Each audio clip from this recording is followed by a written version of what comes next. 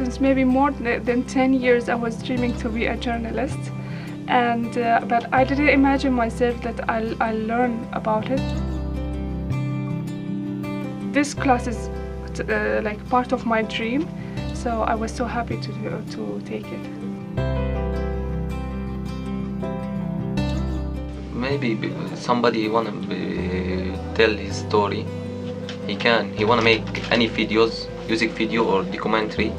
He can do that if he learn here in books.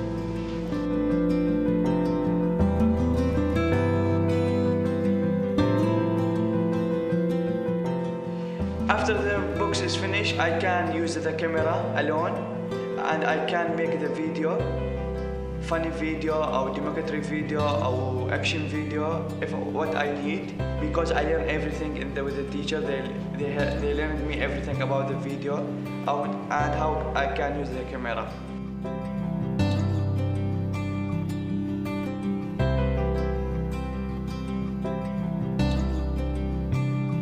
When I took these classes, more idea comes on my mind.